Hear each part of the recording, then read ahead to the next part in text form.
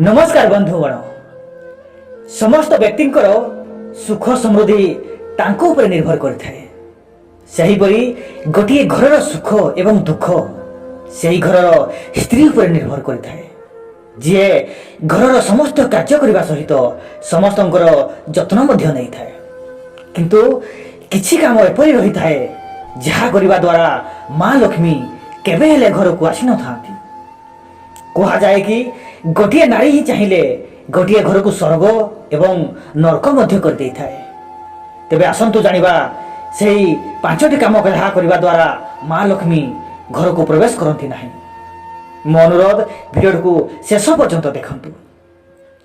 1 number झाड़ू को गोड़ में मारिबा। बंधुगण जो घर महिला माने झाड़ू को गोड़ में मारी थांती सेही घरे केबे हेले माँ लक्ष्मी रही न थांती। सेही घरे सर्वदा दुख दुर्दशा लागी रही थाए। कहा जाए कि झाड़ू रे माँ लक्ष्मी स्वयं वास करी थांती।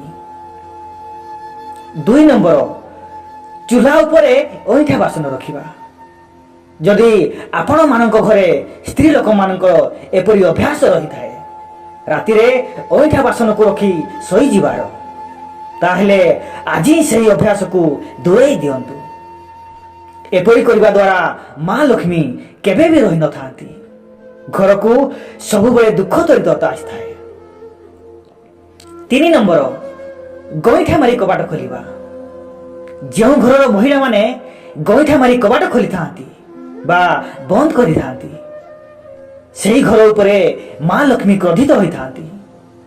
सेही घरे केबे हेले टंका पैसा रहे नहीं, सब बेले अभाव अनटन देखा दे थाए। 4 नंबर दुआर बंध उपरे बसी खाइबा। जदि कहा घरे महिला माने किंबा घर परिवार अन्य कोई सदस्य दुआर बंध उपरे बसी खाई थांती ताहा घर बर्बाद हेबार कारण होई थाए। हिंदू धर्म अनुसार एपरि करने को अशुभ बोली माना जाए।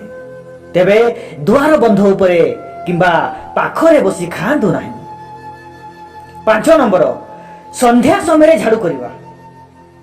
आपण माने ध्यान देबे कि भूल रे मध्य संध्या समय झाड़ू करबा नहीं, केवल पूजा करबा समय ही झाड़ू देई पारिबे, अन्यथा अन्य समय रे झाड़ू देबे नहीं। एभली करबा द्वारा घरे दुख दुर्दशा लागी रही थाए, परिवार रे कलह लागी रही थाए। ताहले बंधुगण ए 5टी जिनिस केबे हेले करिबे नहीं।